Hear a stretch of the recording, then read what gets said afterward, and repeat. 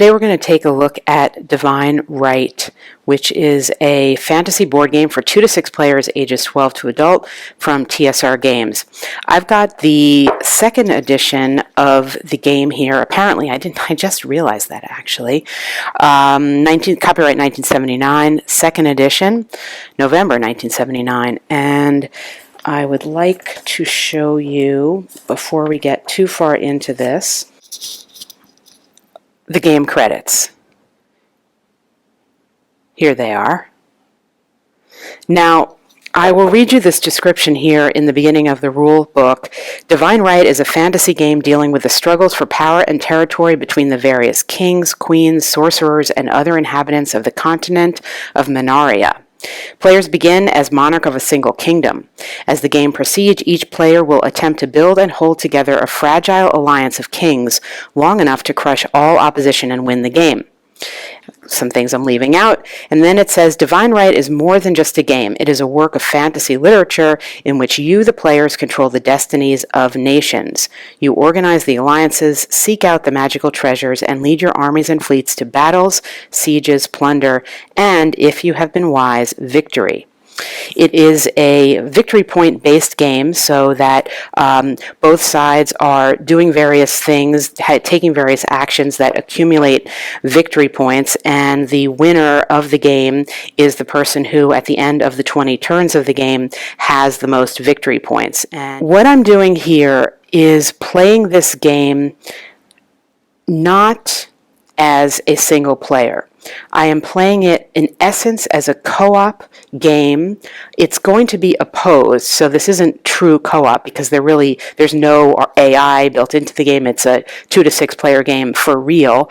But what I've done here is I am going to be playing 3 different kingdoms in essence against an alliance of the one of the evil magic, the Black Hand, which is up here, who is in alliance with the trolls and some other black magic types here, the Eaters of Wisdom, and we'll talk about that.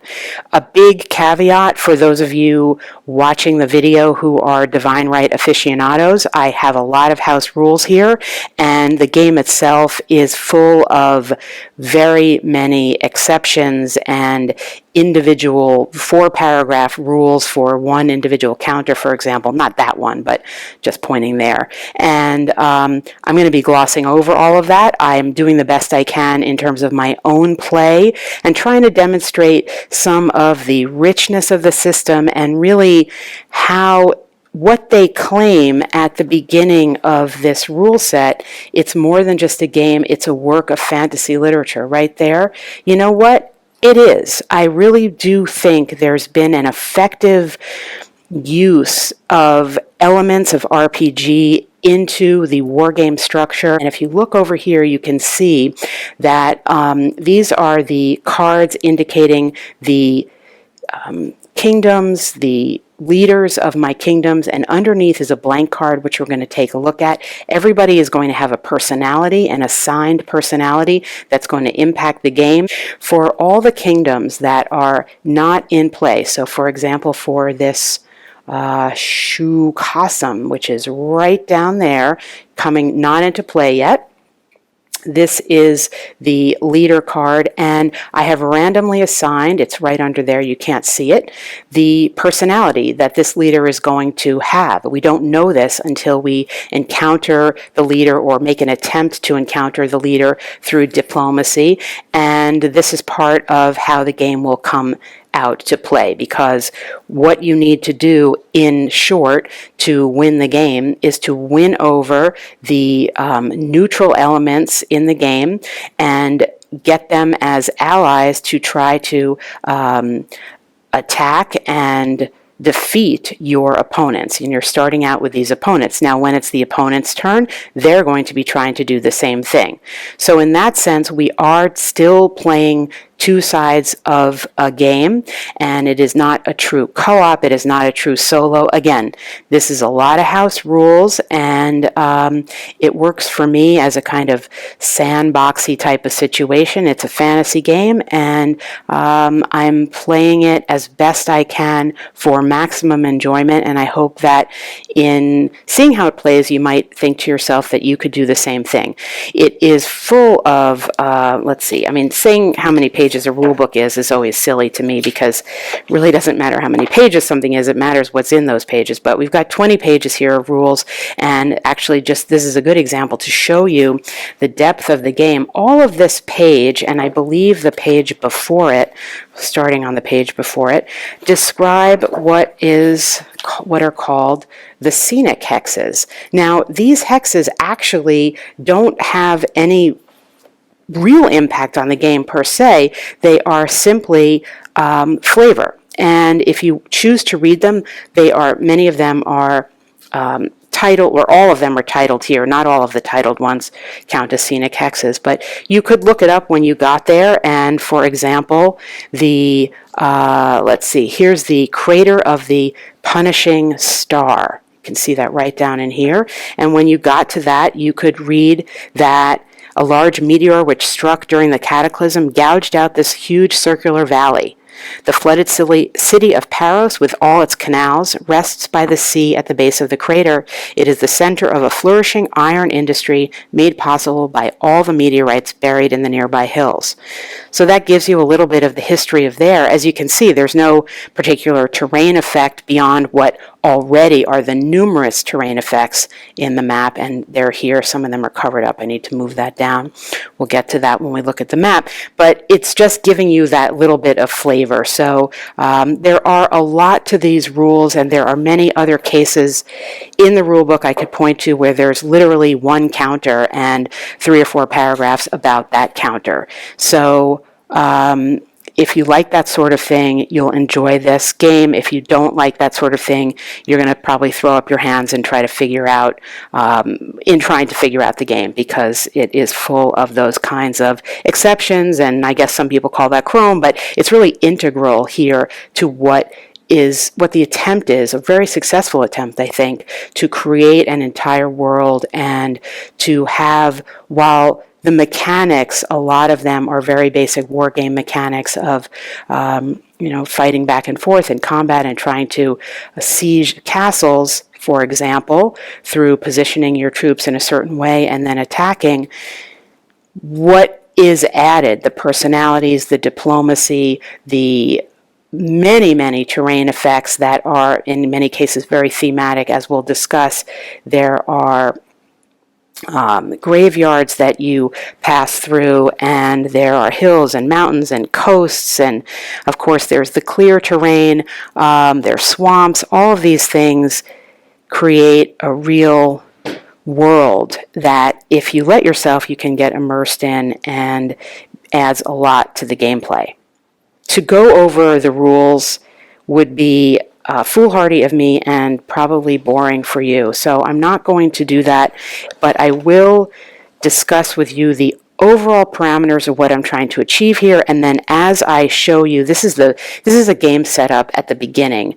Off camera, I'm going to play through to a certain point in the game, and then come in and show you what's going on, what has happened, and give some examples of the game turn so you can see the various mechanisms at play.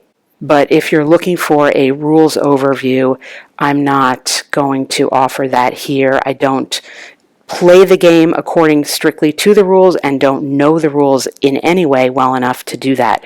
This is really just a demonstration video trying to show you some of the enjoyment that I've been having with this game recently, and really it's unique among games. I think there aren't a ton of fantasy war games that are so richly developed, and if there are others, please let me know in the comments, because I would love to find them.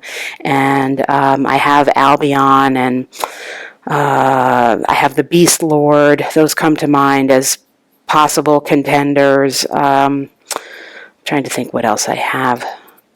But I would love to hear from you in terms of comments on that aspect in particular. So let's take a look now at how I'm setting up what I'm calling the sort of RPG aspects of my alliance here and what we're trying to do and who we are trying to deal with. As my starting alliance, I've chosen Mivior, Zorn, and Ramboon. And I guess I should pan up and just sort of show you location-wise where they are before we see what they're going to do.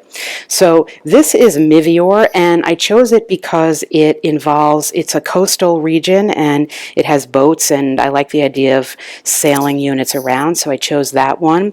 Zorn is up here. These are goblins, and they have a little bit of a unique setup. They're not stacked in castles as are the other units. I think all the other units. I chose them because they are location-wise near the Black Hand, which is a very deadly dark wizard that we're going to be fighting against. And Ramboon I chose also because it has this coastal region. That was the area I just read to you about.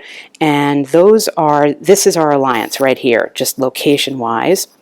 And we will be trying to deal with the Black Hand, which is here, and the trolls, which are all around the map. They're the only one that sets up all around the map, which is why I chose them to fight against, because they've got this alliance here. So we're sort of encircled in a particular way.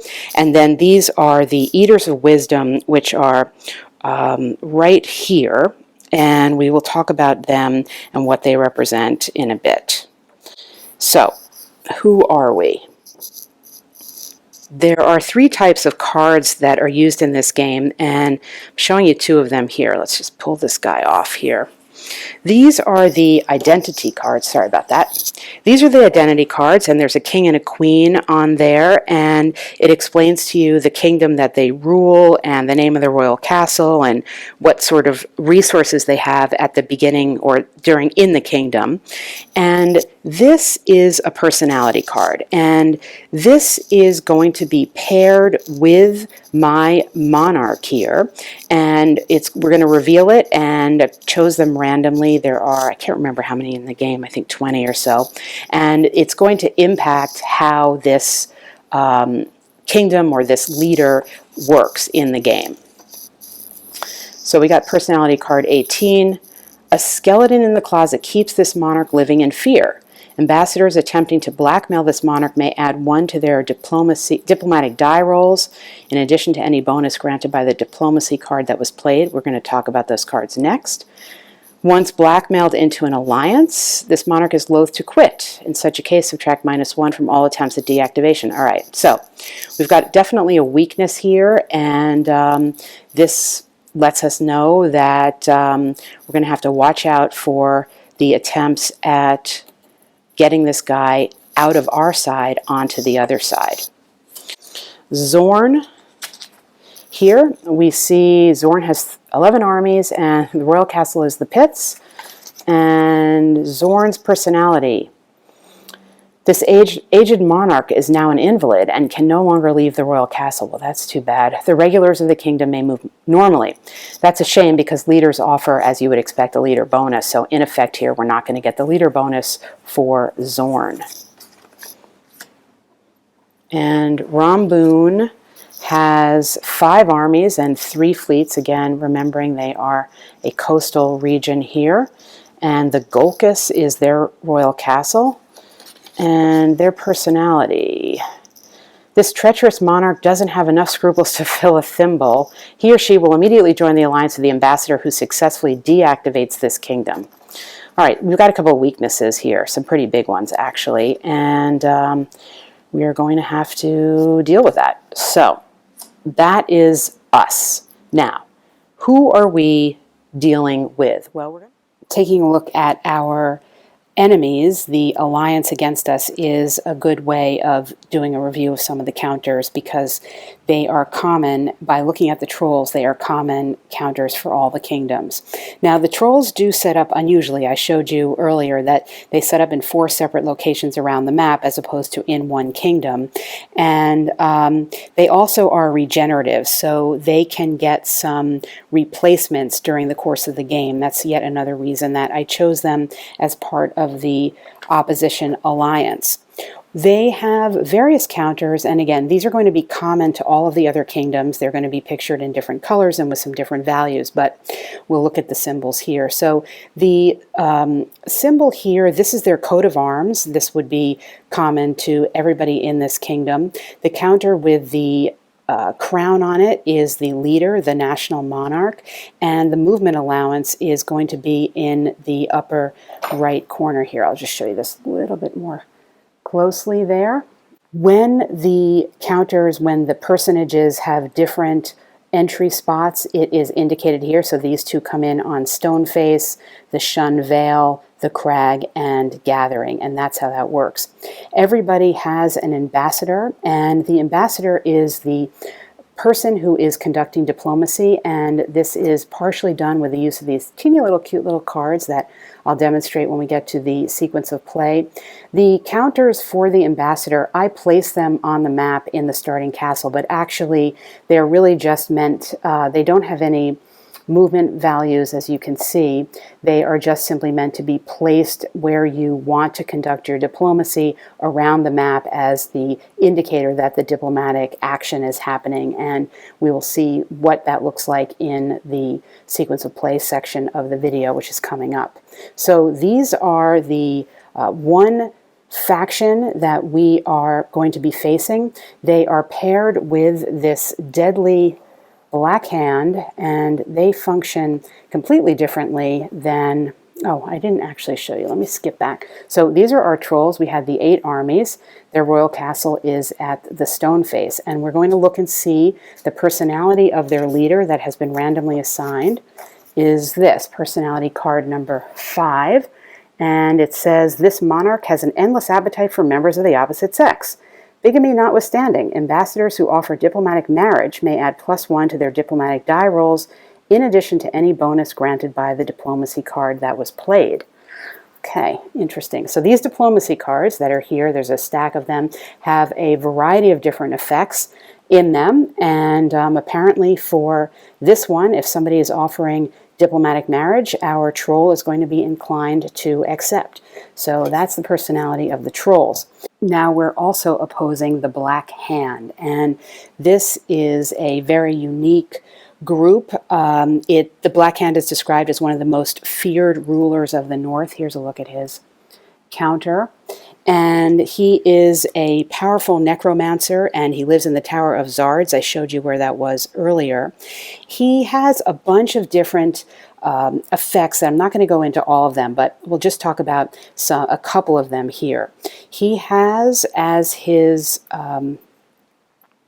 fighters here the dead, and the dead, as you can see here, they have the Black Hand. They're affiliated with the Black Hand, and this is their movement value, and they are basically walking dead men, and what they can do is they can be rebuilt by the Black Hand, and in order for that to happen, he's got these unique battlefield markers here, and you can see each of them are different, and they are meant to indicate what's quote-unquote a recent battlefield, which means a battle in which combat, non-magical combat, has been fought, and he puts that marker down, and from that battlefield he can raise up either the dead or this other unit, the Colossus. They can't be raised, this is his Colossus.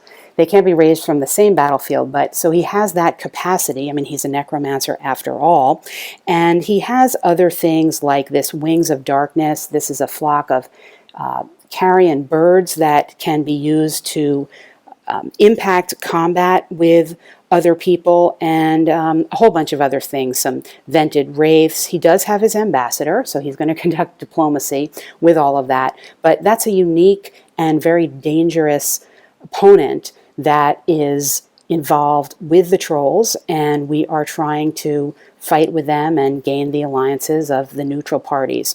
Finally, we have the Eaters of Wisdom. Now, the Eaters of Wisdom are another magical unit.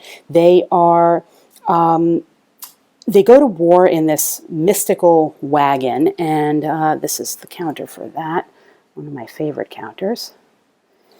And this is basically a group that has various magic forces and events and spells and devices that people can try to get, and we have them here. If they come into play, I'll describe them more. There's a whirling vortex, and they have something called the reflector and other things that are going to be they're semi-aligned in my mind with our opposition. At the beginning of the game, it's important to try to gain as many of their devices and spells as possible to strengthen your side and potentially gain victory points over the opposition. So this is the loose alliance that we are opposing, and together they will be taking the second turn after we together take the first turn, and then back and forth. Just one more thing to clean up here. I forgot, I didn't read you the personality cards for the Eaters of Wisdom and for the Black Hand. Now, I will say, in the rules, they do not get personalities. These magical wizards do not get personalities, but in my game they do. And the Eaters of Wisdom are personality card number 11. This monarch is a real money grubber. Ambassadors offering bribes or crass bribes may add +1 to their diplomatic die rolls in addition to any bonus granted, blah, blah, blah. So that is the Eaters of Wisdom. They like their money. And the Black Hand has drawn personality card number 9. This monarch is as irascible as a dragon with a sore throat. Any ambassador who fails to make a diplomatic die roll here is banished from the kingdom for 2 complete game turns. Well, that is thematically appropriate and would not be great because, as we will see, you really need your ambassadors to try to be doing things for you and forging your alliances. A few more points about things on the map that are a little different than the standard setup. The white counters here, and they are over some blanks. The white counters here are not actually in the game yet. These represent special mercenaries that can be brought in through various events that happen. I put them here on the map to remind myself because each one of them has unique effects, and I have to remind myself as to who goes where, because this for example is the Black Knight, and he's at the substaff keep, so there's really no way to know who would be there. So as long as they're on a blank counter, that tells me that they're not actually in the game. They're just there to let me know they could potentially come in, and if I want to try to get them in, I can look up and see what they do. The other point is down here, let's see if I can show you, the barbarians, which are set up here and at the 2 northern edges of the map. The barbarians can be recruited by anybody, and this happens through diplomacy, and you simply place your ambassador down here. Again, they are here just to show me that they are available here and to remind me that this is an option to do.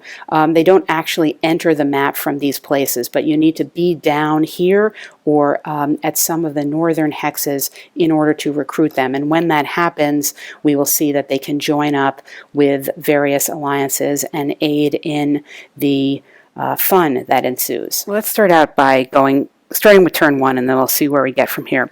I'm going to go first. My first turn player is going to be the Ramboon Kingdom. They've got 5 armies, 3 fleets, and their royal castle is at the Gulkis here.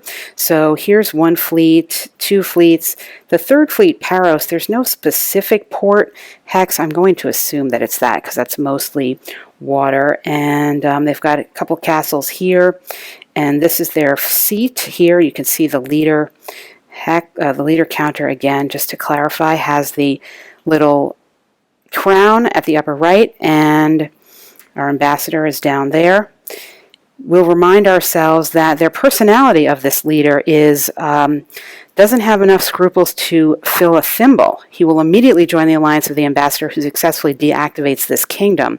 So what this means is that he can be persuaded to drop out of his alliance, and that is going to happen by an opposing ambassador playing a diplomacy card and rolling a die, and if they get a certain result, he's going to be deactivated. So apparently this guy is immediately joins the alliance of the ambassador, making it easier to disintegrate our alliance.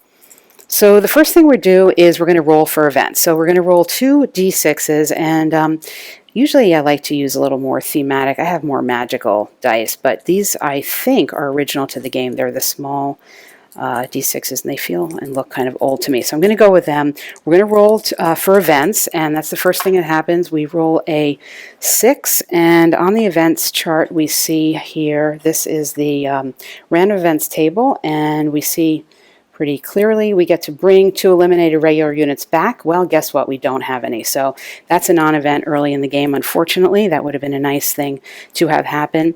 Next, we're drawing a diplomacy card. Now, I showed you this stack of cards here, and I should have done this to start with. In the way the rules are, everybody draws a diplomacy card in this phase of the turn. In the way that I'm playing, this sort of semi-co-op way, we have 3 factions together, so we are going to be having a hand of 3 diplomacy cards and allowing ourselves to make a choice of what to use, and then each time this diplomacy section comes along again in a turn, we'll draw a new card. So we're going to take a look at the diplomacy cards that we've got and see what's what. Enter the Wandering People. Oh, okay. Special mercenary unit and reference marker at any friendly non-castle hex and their gifts at the royal castle of the host country. Okay. Got to look up the rule on that, but that's good. We have threats +2. Failure of diplomacy may cause temporary banishment of the ambassador. So here we're getting a bonus, but if it doesn't work out, we're going to be temporarily banned. I'd need to look up in the rules to see exactly what that means. And here's another entry of a special mercenary at the stump hole. I don't know where that is. Off the top of my head, though, I do remember seeing it. So these are our choices. I think the Wandering People has probably got what we're going to want here, but I'm going to think about that. Here are the Wandering People, and yes, we are definitely going to take them. These are wandering soldiers that bestow gifts upon us, and they're going to set up in our kingdom. And some of the gifts that they bestow, or all of the gifts they bestow, this flying carpet, which is going to allow for extra movement, a spinning wheel, which will spin straw into gold and basically allows you to take 1 more mercenary than specified when they get recruited by a random event, and guiding light, which is going to let people go through a forest, and we can use these, we can distribute these among our alliance. They also do offer us this Wandering People troop, which is going to be some additional men for us. So we're going to set them up somewhere in our kingdom. I don't actually think it really matters where, and figure out, I think I would just sort of randomly distribute the magical units. I have to look more closely at the rules on that, but that was a good thing for us. So that particular diplomacy card, in effect, was just an event in our favor, and that was a good thing. So taking the Wandering People was our was conducting diplomacy. That's an unusual card, but we're going to move on to the next thing that would be resolving sieges. That is something that's not happening yet, and now we can move, and we can move as many or as few units as we want.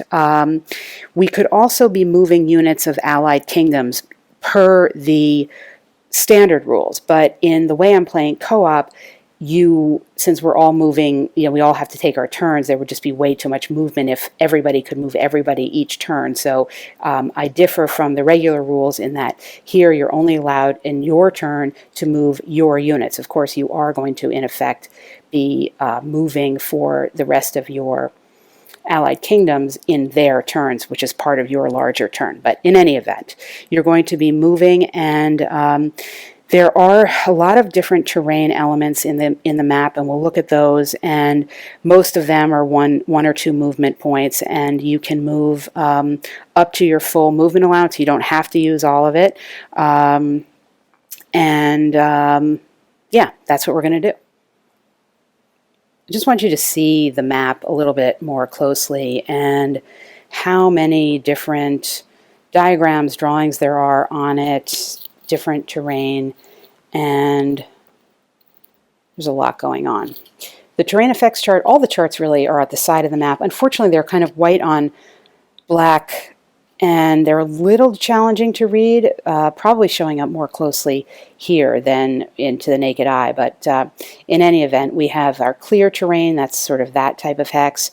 Forest, I mean, the icons are pretty clear. Rivers, hills, mountains. Some units have extra values or special effects that allow them to mitigate the typical movement factor.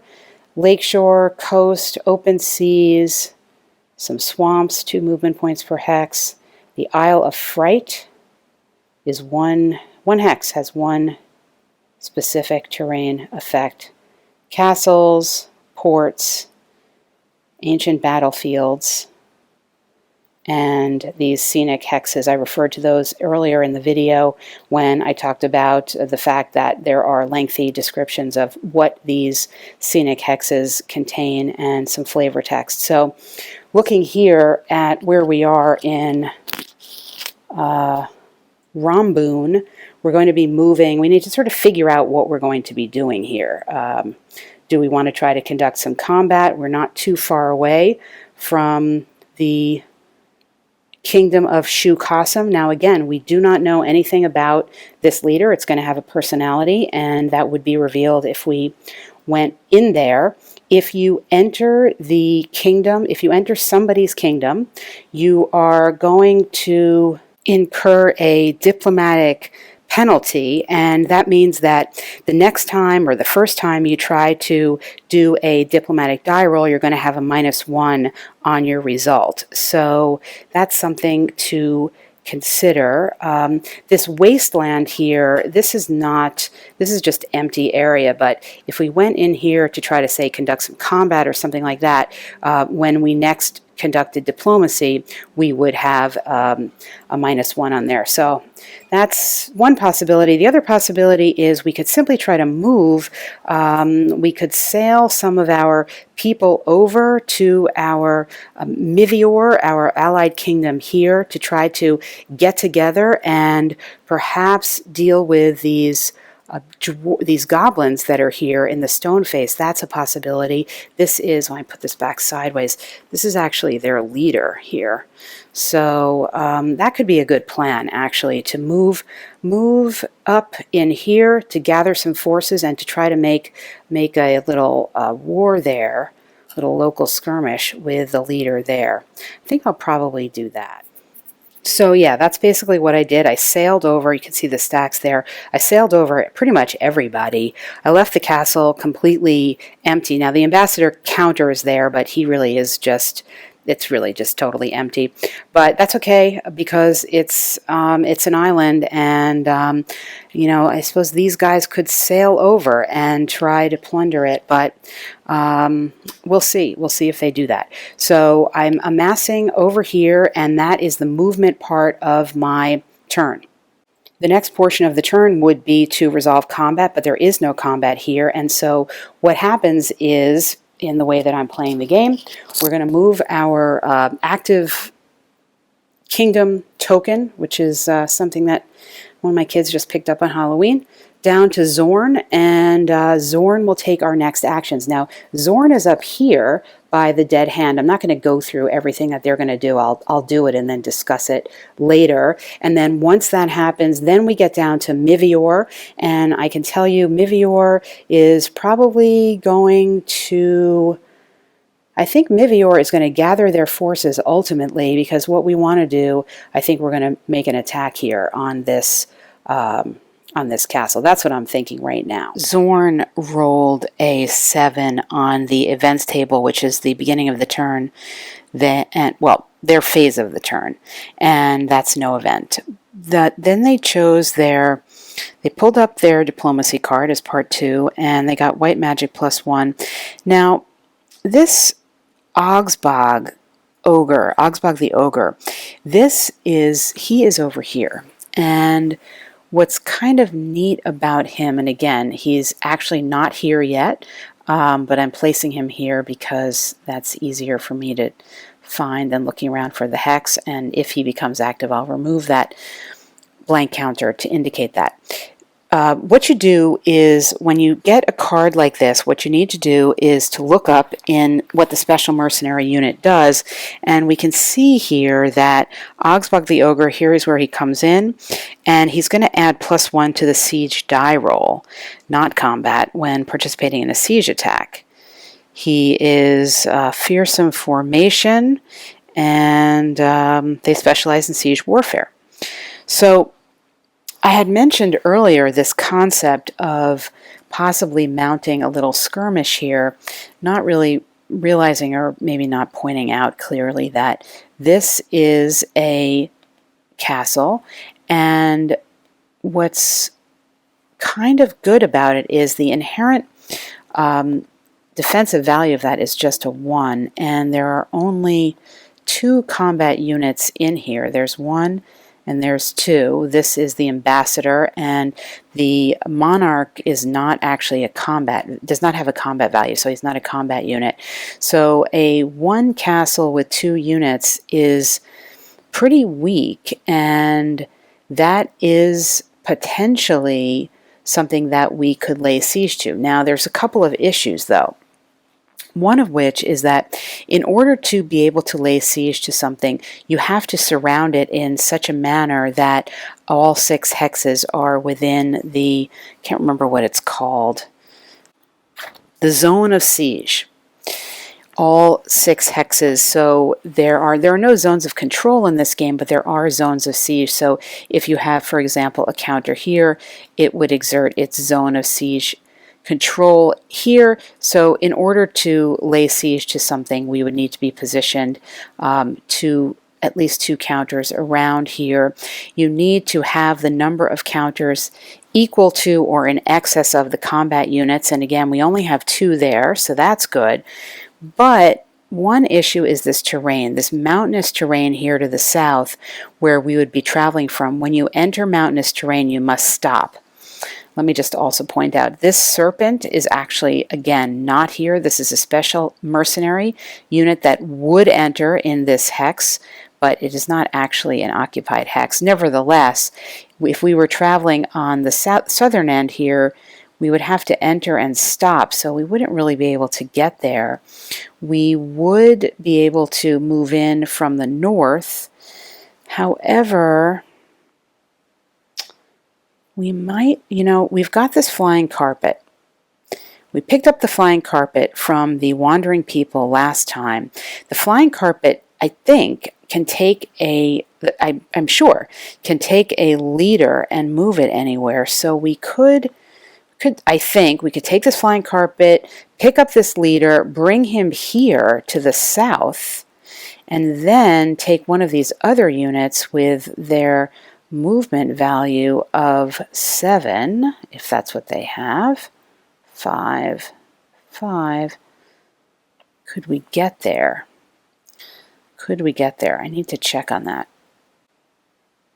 We could get there because this is considered a coastal hex, and that's 1 movement point each, and this is going to be forest, that's 2. So 1, 2, 3, 4.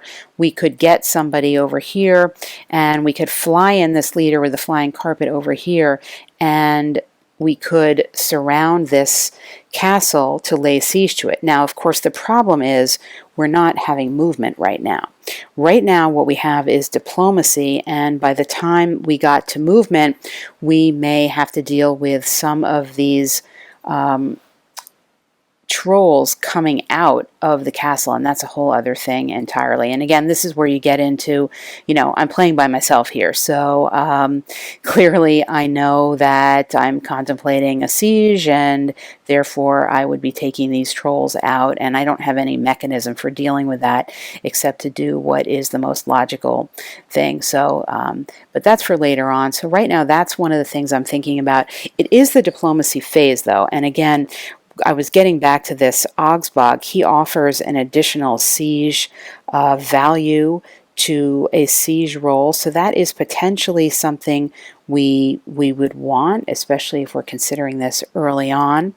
On the other hand, we do have this addition to the die roll for threats, and we could attempt to get some barbarians on our side. There's a lot of different choices that we have, and I'm going to go ahead and figure it out. All right, well, as darkness descends on us, I am going in the diplomacy phase here. I'm going to attempt to activate a non-allied, non-player monarch. And basically what that means is I've decided I'm going to take my ambassador here, the ambassador from Zorn, and go to Shu Kasum with that. And let's grab this ambassador. Where is he? There he is. Grab this fellow and place him in the castle here, in the royal castle at the walled city, and that is right here. So the ambassador is coming to the walled city, and he is going to attempt to align, to activate this kingdom with ourselves. And in doing that, he's not going to be very friendly about it. He is going to threaten a little bit. And if this fails, he is going to be temporarily banished. And I have to look up exactly what that means. I don't know. The May is telling me maybe there's luck involved here, but nevertheless, we're going to be threatening here early on in the game. Why not? And so we're going to get a +2 to our die roll and attempt to win over, through our threatening behavior, the Shu Kasum to our side. So the first thing we need to do is find out about this fellow, and I'm going to say he's the leader right there, this guy. Let's find out what his personality is. He has an indulgent upbringing. He's a lazy wastrel with no taste for campaigning. Ambassadors may add +1 to the diplomatic die roll when attempting to deactivate this monarch. Okay, so we're not deactivating right now, we're activating. Deactivating is the opposite, as you would expect. And basically that would be when somebody was trying to get him to drop out of the alliance, but we're trying to get him to join an alliance with us. And what we're looking for is a 6 or better on our roll. And remember, we're doing this in a threatening manner, so we have this +2 to the die roll. So we're going to be successfully activating this guy on a roll of 4 or higher. And we failed.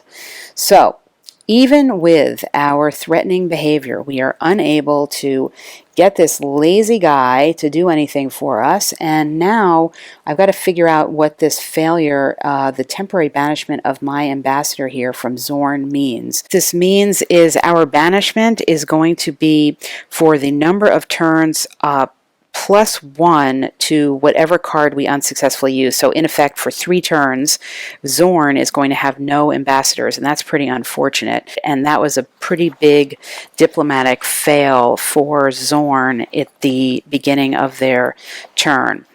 And next up, we would be resolving any sieges, which we don't have any, and we are going to be moving with Zorn and resolving any combat that ensues.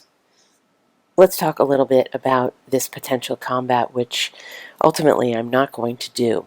I have moved, or I should say I'm not going to do right now. I have moved my units here, and there are no CRTs in this game.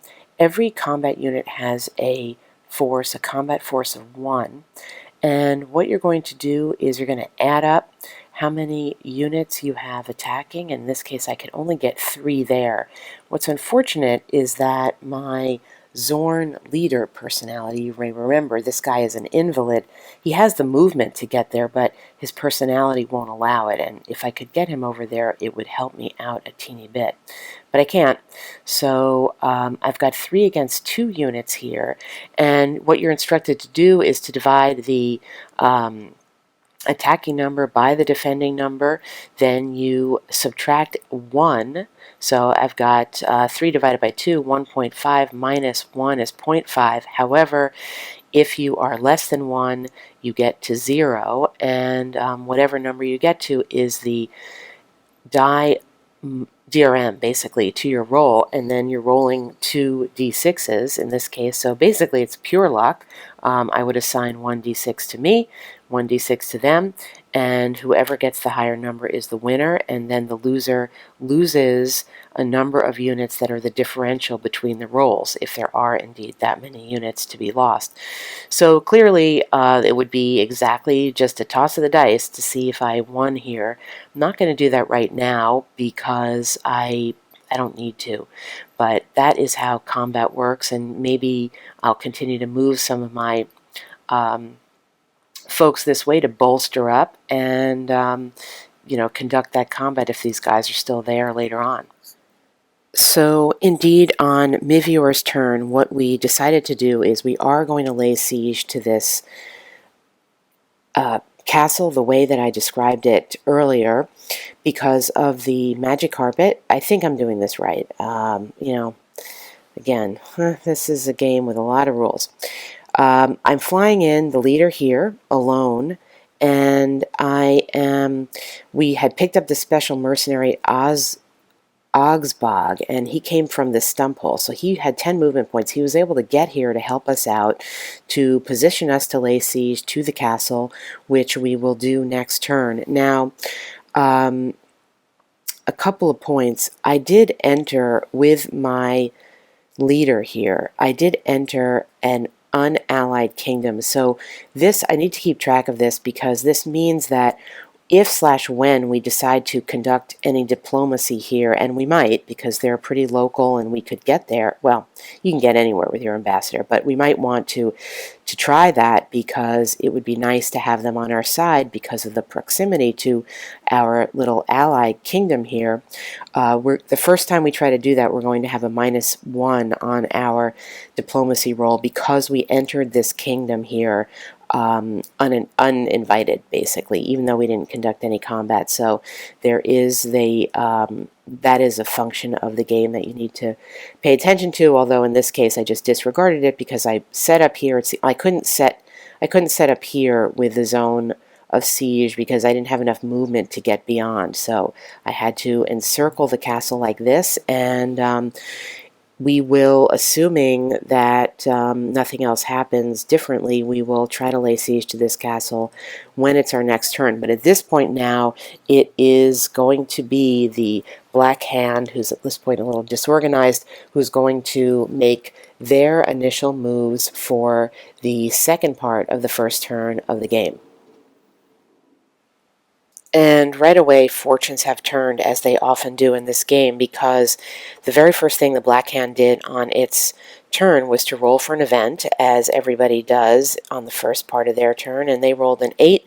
And an 8 this is the first event that's actually happened here. I'll just show you what an 8 is. Reinforcements. Bring 2 mercenary units, armies, or fleets into play in any friendly castle or port. Well, the Black Hand is all the way over here, and it's going to take them a while to move because they're surrounded by mountains. So they are saying to themselves, here we go. Here is a friendly castle. We are aligned, at least for right now, with these trolls. I see that the troll castle is under siege. Why not put the mercenaries right into that castle? Because what that does is it breaks the siege conditions. We do not now have enough units on the outside of this castle to proceed with a siege when it comes back to our turn. So indeed, that is what the Black Hand is going to do as a result of that event. They're going to place 2 mercenaries in their service in this castle. All right, I'm running a little long here, so I'm going to speed this up a bit by showing you what happened here with our diplomacy. The Black Hand, well, this faction had 3 cards to start with, and the Black Hand chose to use this Black Magic +3 diplomacy card to try to, and ultimately successfully, get this Hothior. Hothior is over here, as you may remember, positioned excellently. Sent his ambassador over there, and with some black magic to get this kingdom into their alliance, and they were successful in rolling. They rolled a 3 + 3 is a 6, and it worked out because the revealed personality of this monarch was such that it wouldn't be influenced by bribes, crass bribes, threats, or offers of marriage. However, black magic is not among that, so other diplomacy cards would work. And so now the Black Hand side has this in alliance too, which is going to help a lot, as you can see positionally where that is. That's why the Black Hand decided to send an ambassador over there. In the movement phase of this turn, the Black Hand is going to set himself up to conduct some combat here against the Zorn unit, this lone unit here. And here's how it's going to work. He's got 10 movement points. He's in his lair, and these are mountainous regions. They cost 3 each, +1, so that's going to be 7 movement points to get over there by himself. Now, unfortunately, he can't bring his dead walker with him because that only has 5 movement points. But what he can and will do is summon his Wings of Darkness counter here, and the Wings of Darkness are a special unit that the Black Hand has. I'll just read you the description to get all the details in there. The Wings of Darkness are crazed flocks of carrion birds capable of frightening one adjacent stack of enemy units by blackening out the sky above them. Any attack made in conjunction with the wings may add 1 spot to the combat die roll. The Wings of Darkness are summoned after the Black Hand has completed all movement and vanish after combat has been resolved. They may not be summoned on 2 consecutive game turns. So we are going to make use of this, and also note that per the house rules that I'm playing with, because we have an alliance here with these trolls, they have not activated yet at all because we're going through the sequence on our side, and the Black Hand acts first. These trolls can join in the combat too. And he's going to need them because as a monarch, he has no combat value inherent to himself. He can summon this Wings of Darkness, which is going to help. So we're 2 against 1 here. And the other point to note is that the defender is in the mountains. So they're going to get a 1 to their die roll. So 2 against 1, 2 minus 1 is 1, take away 1 is 0. However, we get the +1 value from our Wings of Darkness, and they then also get a +1 to their combat roll on defense. So here we are at basically a die roll situation, but I'm going to show you how it works, and we'll see, I'm playing with these dice that are the same color. So this is going to be my Black Hand roll. Let's try to do it somewhere where we have some room. All right, so this is for my Black Hand, and we rolled a 6. And now, pointing out again, if we roll another 6, we're both going to take losses. But so other than a 6, we're going to be good here, and we rolled a 3. So they have to take a loss of 3 units, which is basically there's only 1 unit here, so they're going to take that 1 unit loss, and that is the end of the Black Hand's part of this alliance's turn. I almost forgot something really important to tell you, that when, this is part of the reason really I conducted this combat, at the site of successful combat that did not involve the elimination of a magical unit, the Black Hand can place a battlefield marker, a recent battlefield marker, it's called. These are used to summon back dead units and also, very importantly, to create and build out of the bones of the dead this Colossus. And the Colossus is an incredibly powerful unit, the most powerful one in the game, really, because it assumes the values of the units that it is being attacked by. And this can be raised by the Black Hand in a subsequent turn at this recent battlefield. So ultimately, that was our main goal here, and a much more important result than just the elimination of that one other counter.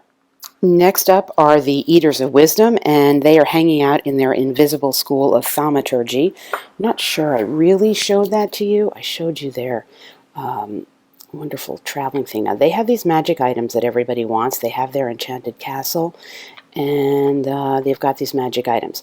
They don't do a whole lot. They don't have an ambassador, so basically they're hanging out there until somebody on their side can come and get some magic items for later use. So they're not doing a whole lot. And when we move down to the let's see, we're down with the trolls now. Now, the next card that was called up was this Diplomatic Marriage +2 card. I think the trolls, guided by the Black Hand, are going to send their ambassador over to, once again, Shukasam. We saw the fail on diplomacy there on the prior side's turn, but it would be great because right now this area is part of the alliance opposing us, and it would be great to get this faction in too. So they're going to send their ambassador over there to try again, and at the walled city, and this time we have a +2 modifier on the roll. And we know from the prior personality card, it's a bit of a safe bet because we know, just to remind you, that there's no impact on the personality for attempting to activate. It's just the deactivation.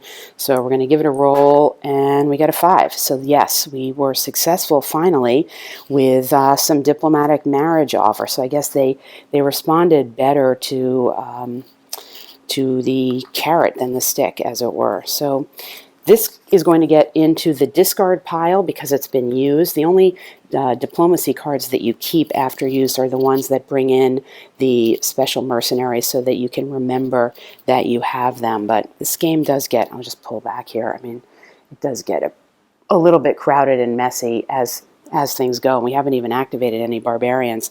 So now we've got them on the opposition side. I'm pulling in their card to indicate that, and they're coming in below. Whoops. We remember we got them too. So pretty quickly things are changing and moving along, and we haven't even finished the first turn.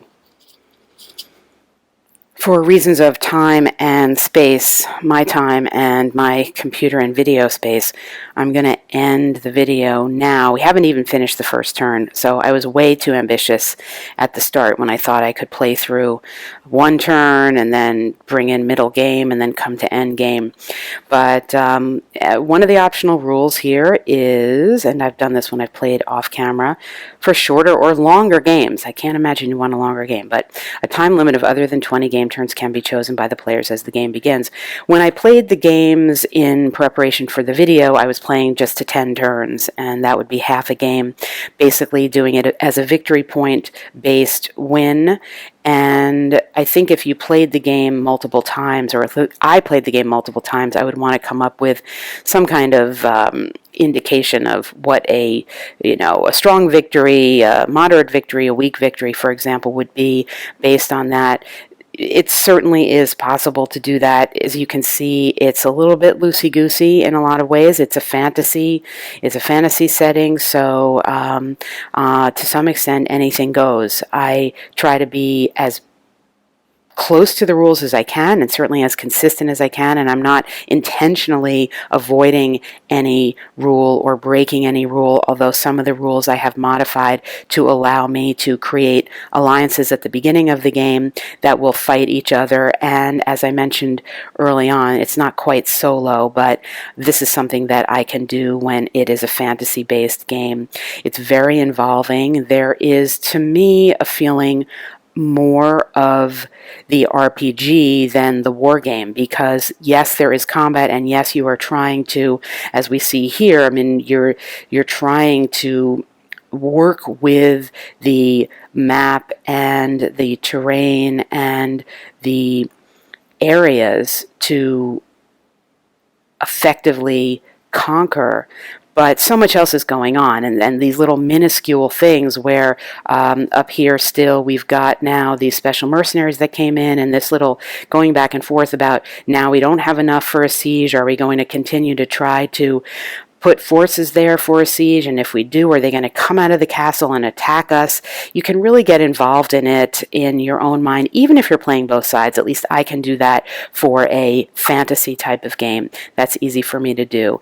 There is so much in this system that I did not show you, and contemporaneous with publication of this, more or less, as I mentioned in the titles early on, with so much more material published in the Dragon, and it really is a richly designed system, and it is dated, sure, I guess, of course, but it is one of those time capsules that I was really lucky to be able to open up. I had tried to obtain this game for quite some time, unsuccessfully, and when it finally arrived, I was really delighted and happy to have been playing it a bit off camera and show you at least a teeny bit of what I feel can be done with Divine Right, even if you are playing as a solo player and somebody who's not completely comfortable simply just playing both sides. It takes a while.